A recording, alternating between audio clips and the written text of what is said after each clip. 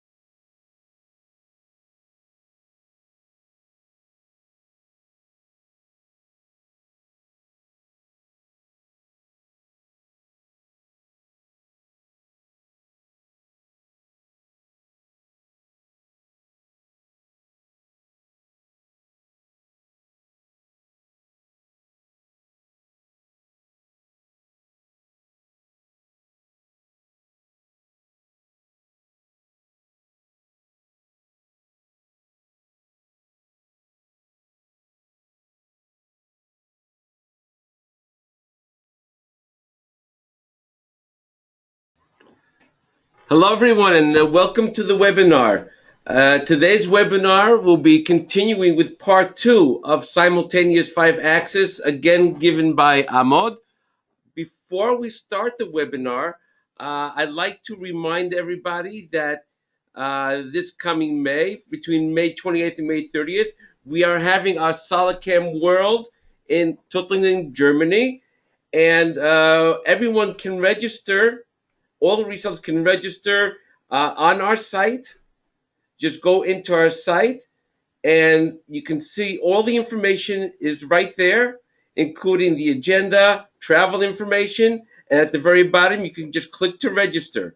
So this is a very full agenda that we have, and there's something for everyone over there. So please sign up, and hope to see you there as well.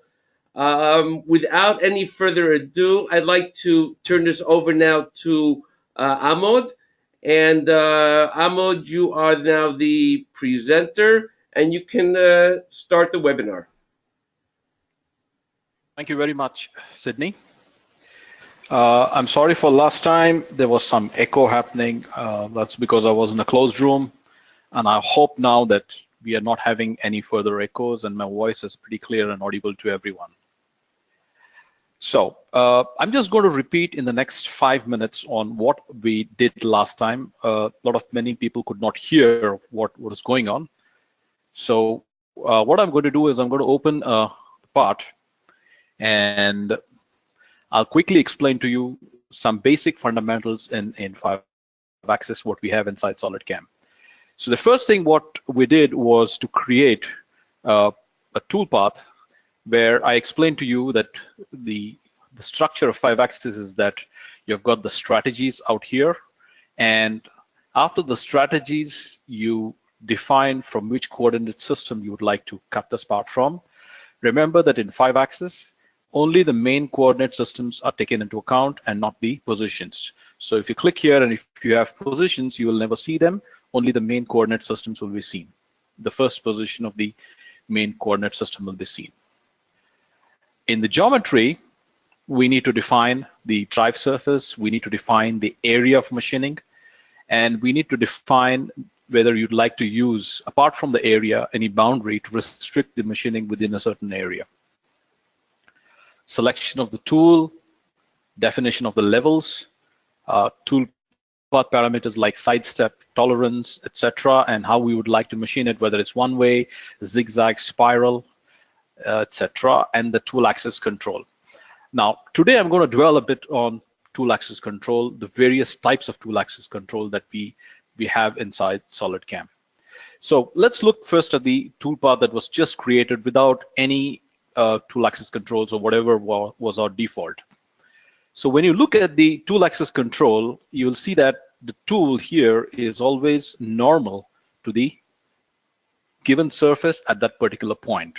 Okay, that means that our tip is currently in contact with the machining. As we know that the tip doesn't have any RPM, it's a 0 RPM, so that's not the best possible way of cutting a part, especially if you're using a Bullnose tool. If you're using a Bullnose tool, the best possible way is to use the side or this face of the tool to cut it. Now I can get this face to cut by defining what we call as the tilt angle. What is a tilt angle? A tilt angle is nothing but an angle that is applied to the tool axis, which is across the tool path. So if my tool path is going to be along this edge, then any angle that I apply, if I go to the front view, any angle that I apply on this side or on this side, okay, is my tilt angle. So I'm going to apply a tilt angle of 45 degrees to this, and let's calculate the tool path, okay? Now, with the very first impression one gets when you look at this tool path is that the tool path is going out of the part. However, if you go back to my first session, I had said that we always work with the cutter contact point and not with the tip, okay? The tip is only a representation of the tool path. So if I run the simulation now, and if you look at the first contact point, okay, you will see that the tool is now getting the contact point on the side. So I'm now getting, when I say 45 degrees, I now take this contact point of the tool, and that is in touch with the material. However, the tool path, as I said, is always represented by the tip. Okay, so what you actually see is the tip that is there as a representation of the tool path.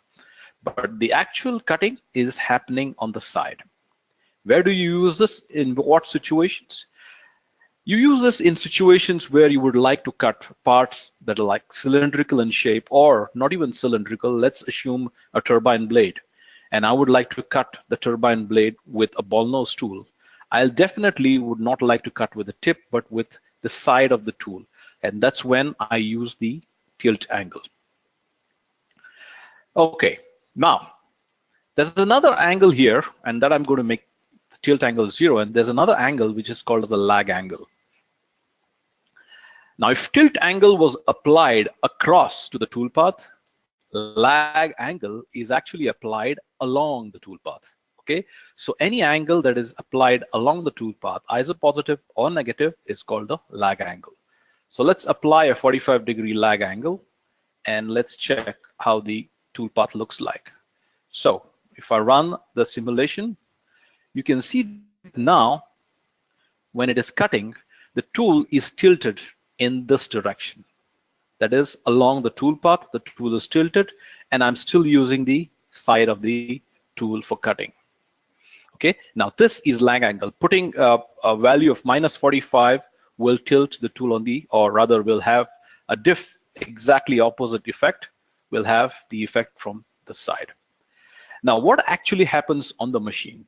Because the machine can't tilt this way.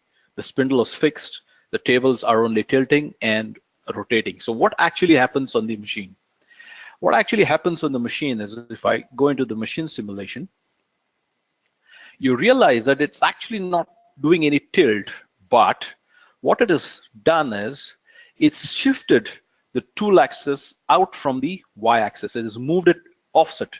So if I run the simulation, you can see that the contact point of the tool is exactly offset from the y-axis. It's no longer cutting on the tip. Now, in order to get 45 degrees, it has moved the y-axis to a certain distance, and only then the contact is happening. Where do we use this? We generally do not use a lag angle with a Bullnose tool. Okay, it's not suggested, but we always use it with a Bullnose tool. Okay, so I have a 16R3 Bullnose, and I'll provide the tool axis control as -45, calculate, and now if I run the machine simulation, you will see that the tool axis is offset from the y-axis. It's not running at the center, and this is the best possible way you can use a Bullnose tool to cut apart.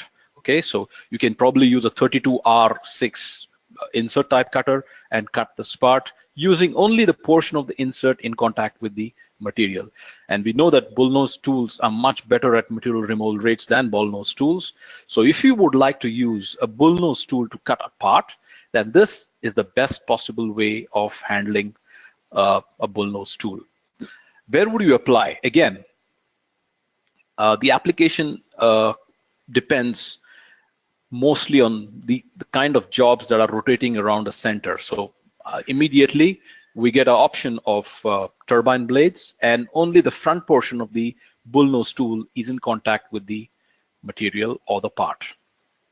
Okay, these are pretty much simple explanations of the lead and lag angles and the most commonly used tool axis control.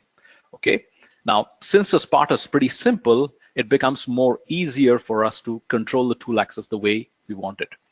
Let's look at another part, and this would explain to us much more in depth about further options in tool axis control.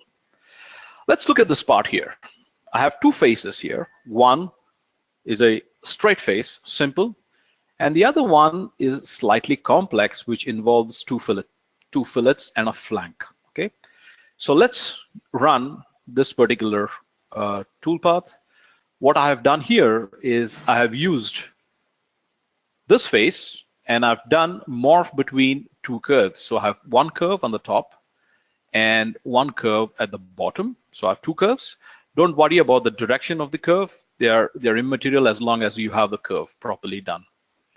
And then I have a tool of 10 Bullnose, and the tool axis control, I say I want a tilt angle of 90 degrees. Okay, now let's understand what this signifies. So let's go to paint. Okay, now I have a surface which is straight. Sorry, let's make a straight surface. Okay, I have a straight surface. Now when I say my tool axis is 0 degrees, I mean that my tool is going to be in this way. Okay, so this will be 90 degrees. So if I make an angle, this is a surface, this will be 90 degrees. When I say my tool is 0 degrees, so when I say my tool is 90 degrees, my tool is essentially going to be parallel, or the tool axis is going to be parallel to the surface. So this is 90 and this is 0. Okay, so when I say 90 here, it means that my tool axis is actually going to be parallel to the surface. So let's run the calculation and let's look at how my tool axis comes out. So I'll edit, I'll simulate this, and let's run the tool path, and you can see that my tool axis is always parallel to this edge. Okay, now there are certain problems in this tool path. If you look at that, first problem is a gouge. Let's ignore it at the moment because we are not yet reached to the state where we can apply the gouge check. The second problem is that the retract seems to come straight out of the part, which can cause this part to gouge. When you have such paths, okay, what you can simply do is use a completely different kind of a retract. Okay, now that you know that you have a significant edge here, you could go to levels and switch the user-defined direction and pick 2 points. The first point is the bottom, and the second point is the top, and this signifies the vector of the retract. And we will say I want to have a 75 millimeter retract distance with a 10 millimeters entry and 10 millimeter exit. And if you run the calculation, you will see that the retract is also happening along the tool axis direction. Okay. Right, now let's copy this operation, and I'll paste it.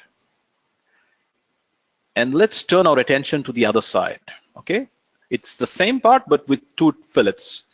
So now I'm going to use the geometry of 1, 2, and 3 surfaces, and I have the upper curve. Okay, no, let's accept this. And then I have the lower curve. Okay, don't want the tangent propagation, so I'll pick this curve, accept. Okay, it's done. Tool axis I'm going to keep the same, and let's see what the result is like. Oh, it looks really a messy tool path. Okay, why? What is happening? Let's run the simulation, and you can see that the first pass, it's doing exactly what you wanted. You said I want 90 degrees. So 90 degrees to the surface at this point, the tool is also always going to be in this way. Okay, so it's exactly doing what you want. And then the next pass, it will tilt slightly because it's gone to the next point now. If I go into the front view, you'll see that the next point, at this point, if I draw a tangent to this arc, my tool axis is going to be exactly that way. The next pass, it'll further tilt. Next pass, further tilt. Next pass, tilt, tilt, tilt. This is not a great machining strategy. Okay, this is going to kill basically the part and the machine and the tool and everything associated with it. As long as it's cutting this flank, I can see that the tool is nicely oriented. Okay, but again, once it reaches the bottom, that means once it starts the fillet machining, it again starts behaving exactly the way you want it to behave. It takes the arc, takes the point, and say 90 degrees to that. That's how the tool is going to be oriented. So our application of the default tilt axis direction is always limited. I would say in just 20% of your application that you handle in 5-axis, you are ever going to use this. Okay, the other 80% of the times you're going to use a tilt curve. Okay, so we now come to the chapter of handling by curves. So what I have here is I already have a sketch generated. Now if I edit the sketch, okay, what I have done is from this particular edge at the bottom, it's 25 millimeters, and it's approximately about 50 millimeters from this face. I have made this line. Now what I'm going to do now here is, instead of relative to cutting direction, I will say tilted through curve. Okay, and then we specify the tilt curve. We pick the tilt curve. That's the only curve that we have. Accept and say OK. I will not calculate this, but I'll just save it and come out of this. And what I'm going to do now is I'm going to create another sketch and tell you how this exactly works. Now this is my curve, and there are going to be several points on this that are going to be machined. So what I will do is I will just create a simple curve to explain to you how the tool axis will behave. Okay, so I have this curve here and this point. Okay, that's one tool axis. Another curve and another one here. One more line starting from here to this particular point. One more line from here to the end. Okay, basically anything between these lines is morphed. So where this line is will influence how your tool path will come out.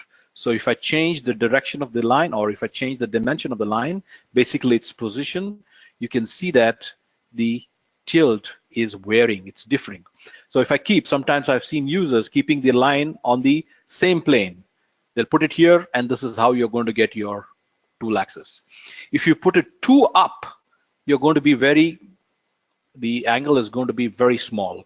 You might end up just rubbing off some of the surface. So you need to put it exactly in a place where it is pretty nice and it can see basically everything below it. So probably this would be the best possible position and not this. But let's check how the whole thing comes out. So I'm going to switch off the sketch. Okay, and let's go here. Now there are a couple of interesting things inside the curve. Okay, it just doesn't stop at the definition of the curve. It basically goes beyond that. So what you have are two main options here, which you generally would use when machining such parts. First is a closest point. Now, what happens between the closest point and the angle from the curve? Okay, they're more or less very similar. Okay, there's hardly any difference between them. But the most commonly used option is the closest point. Now, what happens on the closest point is that if it is machining this segment, and this segment, it finds that it's going to generate about 10 points. The same 10 points are mapped on this curve. Okay, for that particular cut, those 10 points are mapped on the curve, and each of those points are joined with the point on the surface, and that is how it calculates the tool axis control. So what we're going to do now is, let's assume that this is generating 10 points. It will distribute that 10 points on this curve. Each of them will be joined to the closest possible point on the surface. The point on the curve will be joined to the closest possible point on the surface. So let's hit the calculate button. We still have some issues, but this is more to do with the linking. Let's run our simulation and see whether we get the result what we had desired. Okay, you can see that at any given point of time, the tool axis is always passing through this line. Okay, whether it is machining here or as it goes down, you'll always see that the tool axis is always going through that particular line. Okay, how do we fix this problem that is there at the sides? It's simple. It's more to do with our linking, because what the link basically is telling the software is that when it is joining the slices, these are basically slices that are being joined. Okay, slice 1, slice 2, slice 3, they're being joined by slices. It says anything that is up to 110% of the step over. What is our step over here? 2 millimeters. Okay, so 110%, that is, let's say about 4 millimeters, up to 4 millimeters. Don't worry, you just join it straight. Okay, anything more than that, anything more than 110% of the step over, you need to go to the clearance area. Okay, that's exactly what it is doing. Now you can do two things. You can either change the large connection, which is always breaking it to the clearance plane, to go direct, or just change this value that allows the software to decide when to take it to the clearance plane and when to join it directly. So this one, I will put it as 500 and hit the calculate button, and you can see that the linking is sorted out. Another way of handling a nice link is to use a blend spline, which will not allow sharp connections, but it will generate a proper rounded connections when it is doing the calculation. Okay, now when it comes to the line, or when it comes to tilted by curve, there are actually two ways of handling the tilted by curve. Okay, the software has two ways of looking at it. One, the curve is above the surface, machining surface. When the curve is above the machining surface, okay, you use the option tilted through curve. But what happens if the curve is below the machining surface? Can you use such a curve? Of course it's possible. We have got an option here called as tilted from curve away. When I use the tilted from curve away, it's assuming that the curve is lying below your drive surface, and it needs to point the tool axis always towards the curve. Point to the tool axis and not pass it through it. Okay, so let's pick another curve, and in this case I'm not going to pick this curve, but I'm going to pick an edge below here. Now, so I have this curve out here, and now if I accept this and hit the calculate button, you'll see that I get a completely different toolpath. What is happening now? When I look at the single step mode, and if I go to the front view, okay?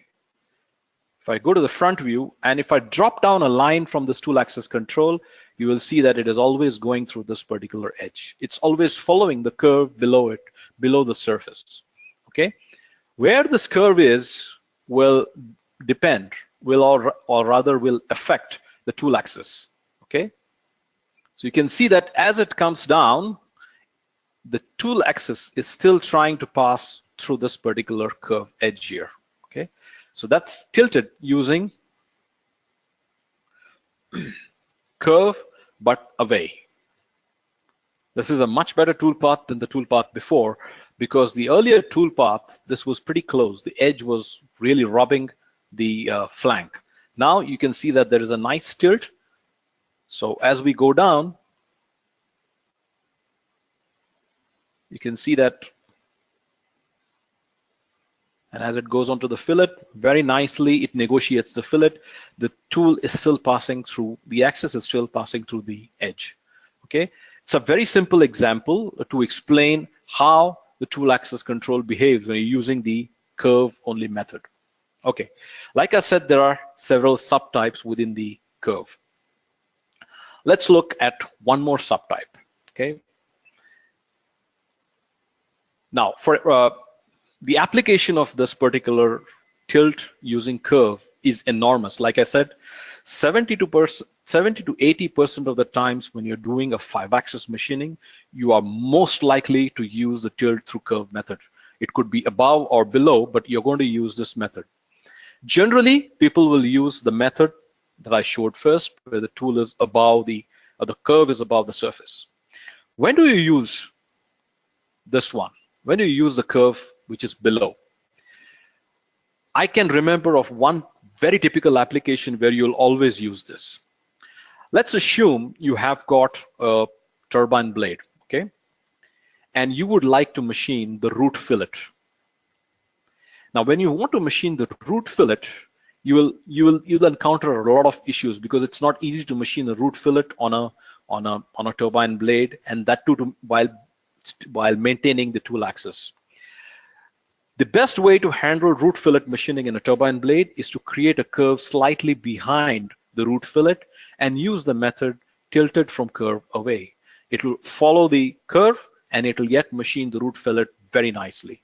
Okay. For those people who want an example, I will send this example as a part of the package of the files that I'm using. I will send you an example of such a part where we have used it below. Let's go to another part which shows the same mechanism of curve, but in a different scenario altogether. Okay. Let's open this part. Okay, so I have the part here. Okay, this is a tube.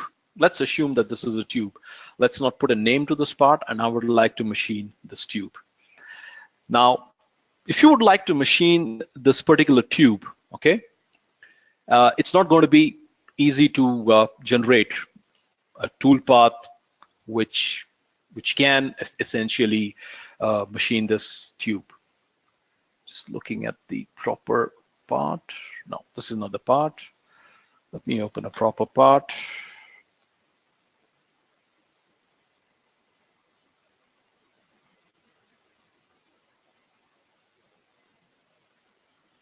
Not this either, sorry.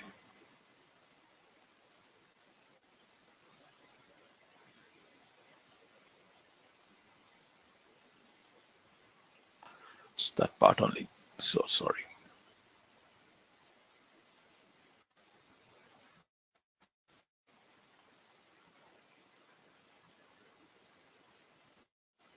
Oops. Sorry, this is the part, okay. Right, now I would like to machine this tube here, okay? Now, let's start with our standard way of machining, and I'll say Sim5X, and I'll say morph between two curves, go to the geometry. Let me pick this as my part face, okay, and have the start edge curve. Okay, that's my start, and this is my end curve. Okay, I have two curves here. I'll pick the tool, a lollipop tool I would like to machine.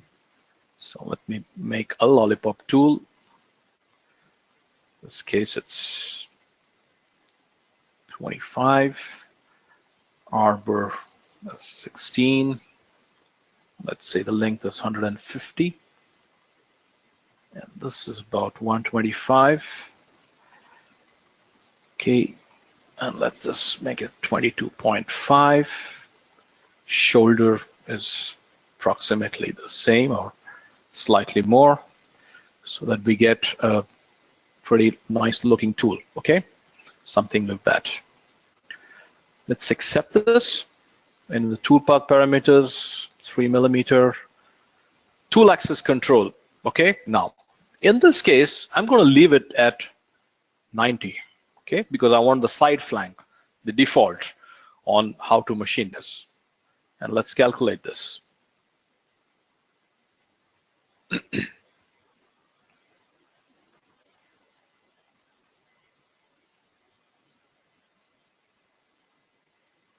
Okay, it's done something. And let's look at what it has done. First of all, a lot of retracts and stuff, but we are not worried about the retracts at the moment. We would like to look at how it is working. You can see that what is happening here is the tool axis is trying to maintain itself towards that 90-degree angle that I've asked it to maintain. Okay, so you can see a lot of it turning, churning here and there. As it goes down, it's going to be even more difficult for it to handle it. Okay, so how do we machine such parts when you have a tube?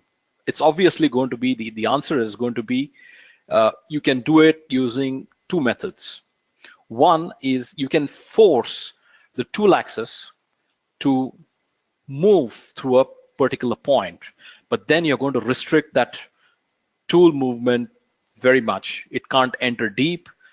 It'll always have to pass through the point, so you will not be able to machine maximum amount of the part itself.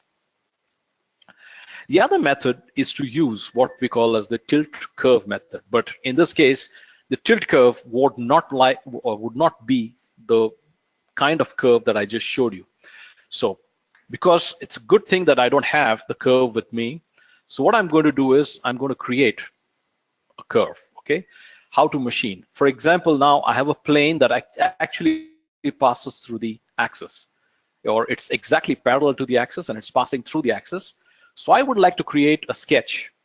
Okay, and what I'm going to do is I just make a line here, and then another line from the center of this, because I want it to go maximum. Let's say this is the line, and I'd like to dimension this. Let's say this is 150.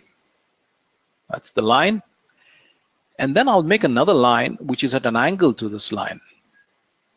Okay, let's make this angle as 25 or 30 degrees, 25 degrees. I have this as 25. Let's put the dimension. Now this dimension, remember, is going to be very important, because this dimension will let the tool either go deep inside or it'll stop short. Okay, so let's put this dimension at 100. And this is my sketch. What I'm going to do is, I'll make this line as a construction, this also as a construction, and leave the other line as it is. So basically, this is how my sketch is. Now, I'm going to use one of these curves as a tilt curve. Okay, strange, but this is going to be the tilt curve. So let me go back again and edit this. And what I'm going to do here, instead of going it complete, I'm actually going to cut it by number of points. So my first point is here, and my second point, I don't want it to go deep, so I'm going to stop it somewhere there. Okay, probably somewhere at the mid. So these are my 2 points. Say OK. And let's change the tool. The tool looks to be too small, so I'm going to use a 32 with a 20 shank.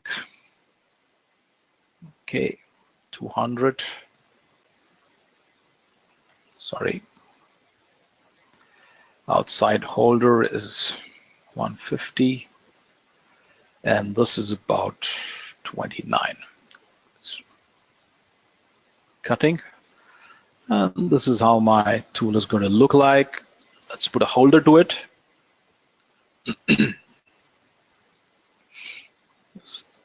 is the holder, so I have the tool. Might look strange, but we are not here to look at the tool shape. So what I'm going to do now is I'm going to go into my tool axis control and not tilted related to cutting direction, but I'm going to use the tilted to curve, and I'll define the curve. Now, remember, in this case, the direction of the curve is very important. Which is going to be your start and which is going to be your end becomes pretty important here. So I will pick this. So the direction in this case must be pointing downwards. Okay, so this is my direction of the curve. I'll accept this. And in the curve tilt type, we come to another very interesting method, and that is called as from start to end. So what it is basically doing is, again, it is mapping the number of passes. Remember, it's number of passes and not points. Okay, so it's going to, if it's going to get 50 passes here, it's going to map those 50 passes on this curve, and each pass it will pass through that particular point on the curve. Okay, that particular point will control the tool axis. For the first pass, this point will control the tool axis control. For the second point, if I give it only as a point, then only this point is responsible. But now, since I've given it as a curve and asked it to move from start to end of this curve, it will distribute the points on this, and each pass will pass, or each pass tool axis will pass through the point, the subsequent point on the curve that it has created. Okay, so let's accept and calculate this.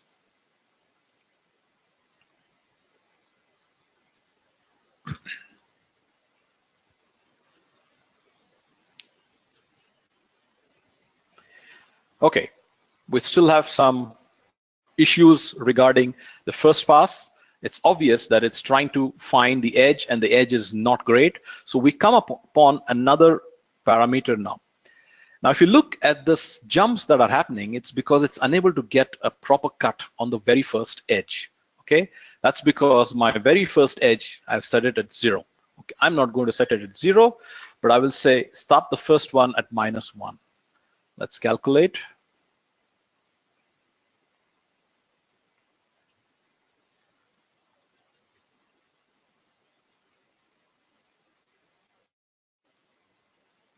Okay, so we have the retracts. I'm going to change this retracts now.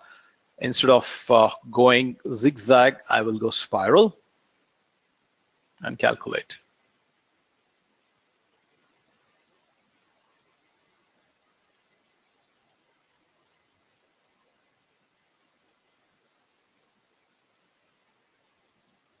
Okay, looks a nice tool paths. However, we have a problem here. And if I go into the wireframe, you'll realize that my retract is coming out through the part itself. Okay. Now, when you machine tubes like this, you should not use the regular retract.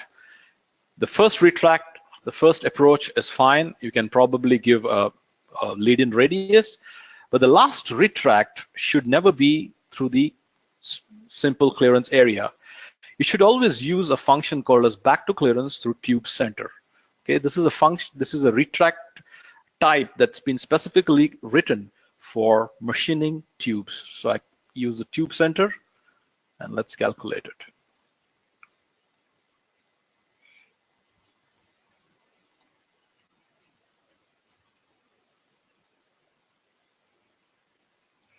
What happened? You can see that the retract is now nicely coming out through the tube center till it is clear, and then it pulls up to the retract plane. So let's look at the simulation now. and see how my tool axis is behaving. You can see that the first point that's in contact, that's here, and you can see where the tool axis is passing through. If I draw a center from the tool, the axis of the tool, it's passing from the first point. Let's switch off the holder and let's run it slowly.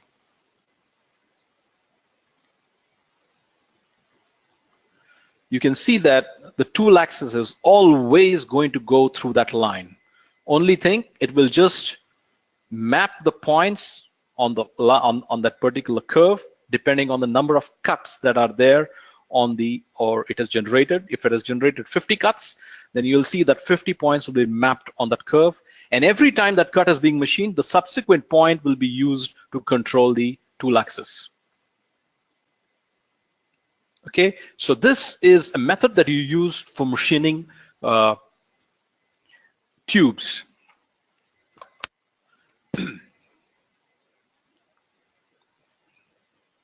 Okay, you can see that every subsequent pass, it's mapping through that particular curve. The point on the curve, it will be mapped.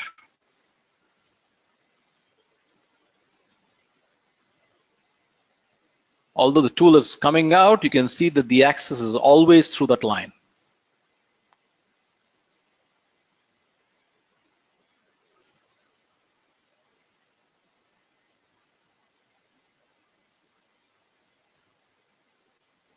Okay. Let's look at another example where we would like to use curve or a different kind of a tilt control. Let's open another file, and this time I'm going to open an impeller, and we'll see how the tool axis control works. Now, when you have an impeller, a basic simple impeller which does not have any splitter blades in between, the impeller machining becomes simple if it does not have a fillet. Okay, so this particular impeller that I have has got few blades with fillet and few without. Let's start with the blade. Let's start with the area that does not have any fillet. So the machining is going to be pretty simple. So what I have here is I have my geometry, which is all these faces, and then I have two curves. So I have the upper curve. Okay, remember we are not selecting this edge, just those three curves, and the lower curve. Okay, and then I have a tool here, which is basically an 8 diameter ball nose. And in the tool axis control, what I have done is I'm going to make it 90, and I'm going to use this method called as follow surface iso direction. Okay, let's first generate the tool path, and then let's understand what surface iso direction really means. So let's calculate the tool path.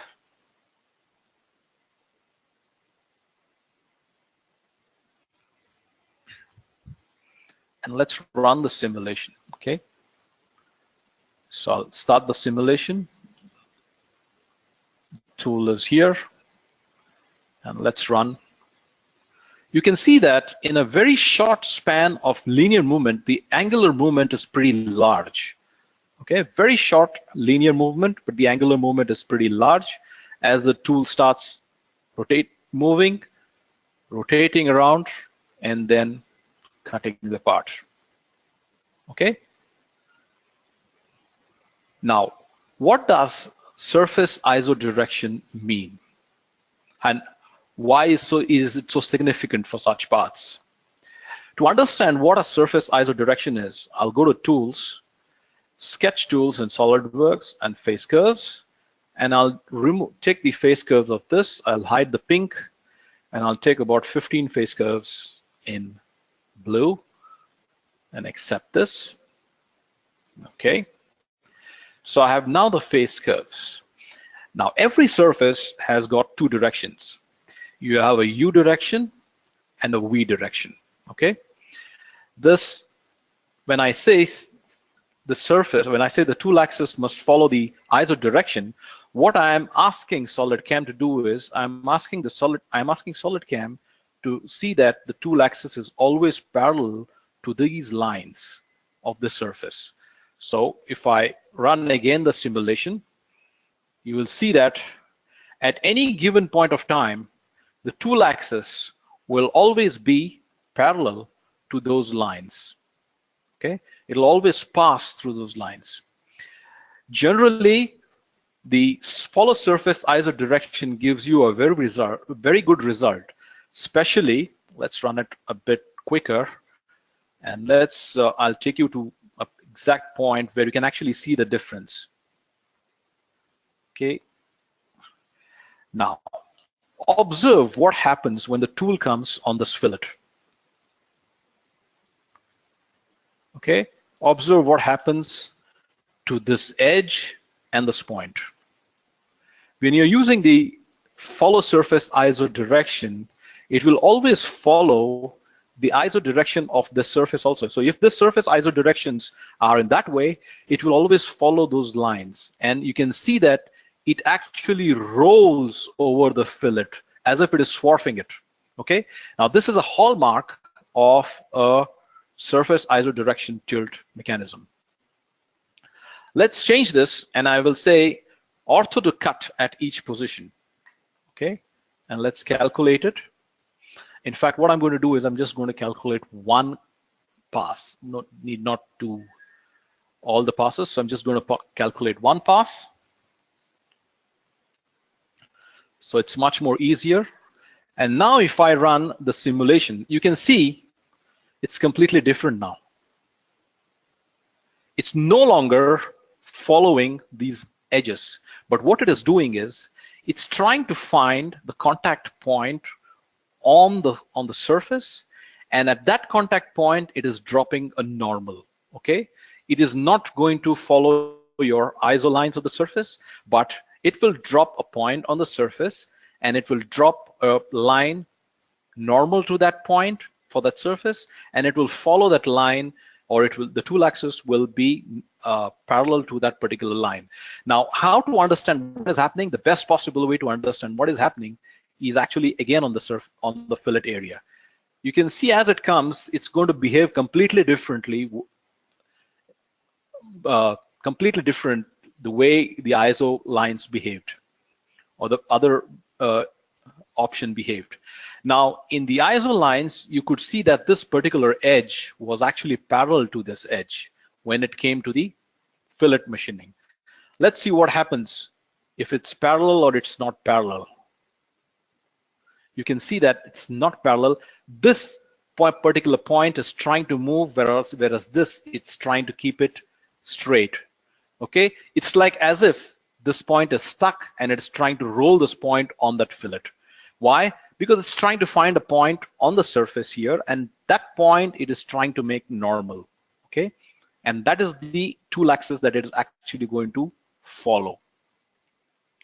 Now you'll ask me, when should we use the ISO lines, and when should we use the ortho to cut direction at each position? If you remember, by default, you'll always have the second option on. And that is a reason why you will not have much issues with the ortho to cut direction at each positions. In any given scenario, you'll always get a pretty good tool path. However, you saw the way the tool was rolling on the fillet. Now, if you want the tool to behave exactly like swarfing, then you need to move to follow surface ISO direction. Okay, but there is a problem with this. Instead of your ISO directions this way, imagine if the ISO directions were just the other way. You would have a catastrophic effect on the surface. Or if the ISO directions of one surface is proper, and if the ISO direction of the second surface is not proper, you will see that when it jumps to the second surface, there will be a huge change in the tool axis, in the angles. That is because it's trying to be parallel to the next surface ISO direction. Okay, so before you use this method of follow ISO direction, you have to ensure that the ISO lines of all the surfaces are proper. Okay, let's move to another area where we get a blade with a fillet at the bottom. It's obvious that we are going to use tilt through curve, because we can't use this method. We have seen this in a very simple example that when you get fillets, your regular tool axis control fails. You need to move to a higher tool axis control, and that's basically the tilt lines, okay, tilt curves, sorry. Now, here to make the tilt curves, it's slightly tricky because this is twisting, it's completely 3D, and there's no straightforward way to make it. However, a bit of surfacing knowledge here does help, okay? Sorry. What we can simply do is, I'll edit this part and create an offset of this surface by, let's say, 10 millimeters. Okay, I get another small surface at the top. Now, of course, I can't use this because if I look at that, some portion is out of the surface in this place, some portion is out of on that other side. So this directly cannot be used. So what I'm going to do here is I'll create a ruled surface with this edge. And what I'm going to do is I'm going to have normal tangent to the surface. So I'm going to pick this surface here. I'm going to pick that edge and one more edge. So I've got 3 edges. And what I generate is another surface which is slightly, or which is wider than the offset surface. Now, in order to make it very smooth, I can create a 3D sketch, convert these 3 edges, okay, and go to spline, and we'll split a spline with this, and I'll remove the closed spline option, delete the old geometry, and the tolerance I'll give is 50. It's not 50 mm, but it's just 50. Okay, when I give a very large tolerance, if there is a sharp corner or if the edges are not tangent, it will try and merge those edges with a nice tangent curve and generate a beautiful spline for me. Okay, so I've generated a nice spline. What I can do simply is switch off the surfaces, hide this, hide that, and what I have is a nice curve here. So now if I use the morph between curves, go to the geometry, these are my surfaces. Look that I'm also including the fillets with my machining. I'm not excluding them. That's my top curve, and that's my end edge curve. And in the tool axis control, again, I'm going to use a closest point, and that's my tool axis control. Okay. Now what I get as a result is a pretty nice and smooth tool path. You can see that it's always passing through the tool axis is always passing through the curve. Now, how much this tool tilts from the machining surface will be determined by the width of that surface that I created as a ruled surface. If my ruled surface width is smaller, I will have less tilt. If my width of the tool ruled surface is bigger, I will have more tilt. I can see that the tool axis is always following the edge curve, okay, the curve that I used for tilting, and it machines completely right from the top until the last point on the fillet. So what you will get at the end is a very homogeneous surface. You'll see that there are no marks of surfaces that can tell you that, okay, the fillet started here and fillet ended here. It's going to be a very homogeneous tool path, very nice controlled tool path. Okay, so if you would like, or your customer would like to machine impeller blades, you would like to finish them, then you can actually use the method that I just showed you using the tilt lines. Okay, last thing before we close today is another mechanism in which we can see how to machine, again, the same bottom floor, but using, again, a different method, but using the tilt lines, because without tilt lines, these are going to be very difficult areas to machine. So here I have another mechanism I'll just show you. So I'll say Sim5X, and I'll say morph between 2 adjacent surface. And then I have the drive surface, which is my surface here. and the start edge surface is one flank, and the end edge surface is a second flank. Let's again pick the tool. Okay, let's pick 8mm or 4mm Bullnose. Okay, levels, not worried. Step over is 1mm. Tool axis, I want it normal to this, so I'm going to use 0. And let's put the calculation. Okay, so I've got too many issues here. So let's fix one of them. First of all, you can see that the tool has gone on the other side of the surface, so we need to fix the problem, because we know that this particular surface is going all the way on the other side, but I don't want the machining to happen on the other side. I want the machining to happen within these two surfaces. So we will enable one parameter in geometry. Under advanced, we will switch the generate toolpath only on the front side. Okay, so I'll accept this and let's hit the calculate button. With this, we will fix our first problem.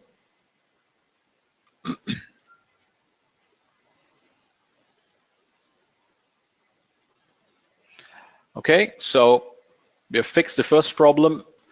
Then there are two other problems. The other problem is that it's exactly starting at the edge and ending at the edge. Dangerous.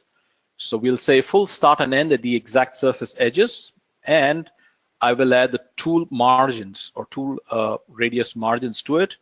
Let's hit the calculate button so that it actually doesn't start, but it starts inside equivalent to the tool radius. That's fixed. So you can see that it's starting inside, so the tool will just start touching on the first pass to the flank.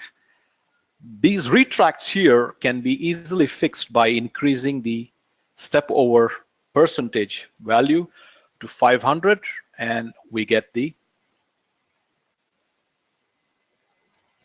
issue fixed. However, our issues will not die down here, because when I run the simulation, you will see that the first tool path or the first few passes look nice because they're cutting the flank nicely. But as they go in to this part here,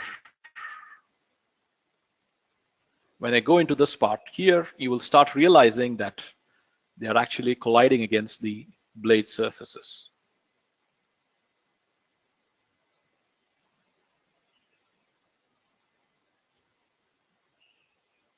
Okay, you can see that it's nicely colliding against our blade surface. Go further inside. You can see that it's colliding against my blade surface. Although the tool path looked very nice, it's not going to be of any use to us because it's colliding. I can of course use the tilt the tool whenever it finds the collision, but that's not a great idea. Like I said in my very first presentation, the less amount of gout check you use, the much better will be the toolpath. And how can you use something that where you would like to avoid using gout check?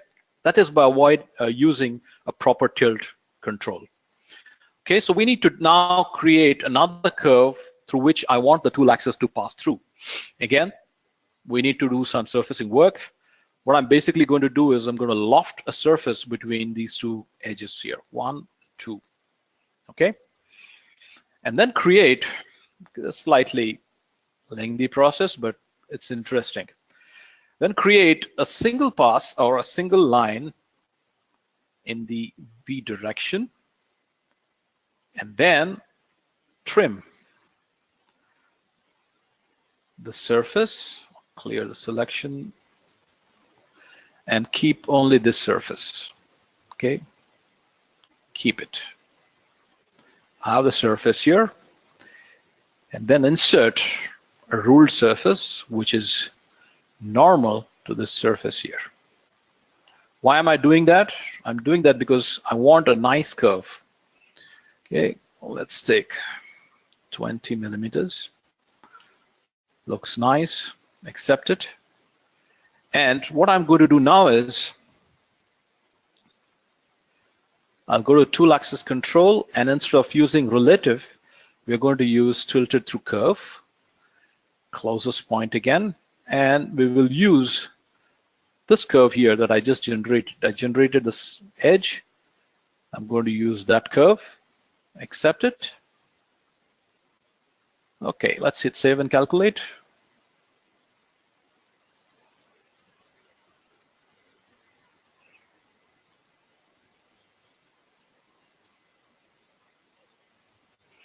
Okay, this is done. Let's switch off the surfaces that we just generated and to see how the toolpath simulation looks like.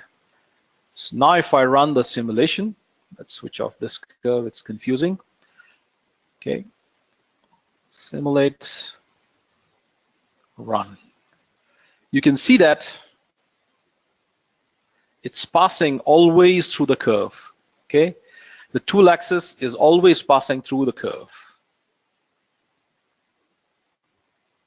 And as it goes towards the end, you will see that the tool is tilting exactly the opposite side of the surface. And there are no longer collisions between the tool and that surface. You can see that as it goes up, it's following the curve on this side. So it's nicely clearing the surface.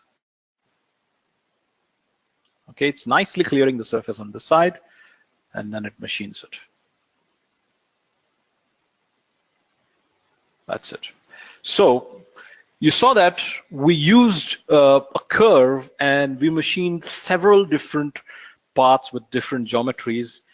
And like I said, about 70 to 80% of your parts that you're going to have will always need this method of using tilt curve, especially when you want to machine the surface homogeneously, the surface fillets and everything associated with it, without the tool having to retract at any given point of time. So we come to the end of this part of the webinar. In the next part, which unfortunately will now happen only on the 1st of March, we are going to learn about few more other things in 5-axis, like gout check, how to apply gout check, what is the priority of gout check, and how to use gout check not just to retract from a part or leave an area, but how to use gout check to effectively machine parts that otherwise cannot be machined effectively. Okay, that's going to be our next chapter, which we are going to have a look in the next webinar.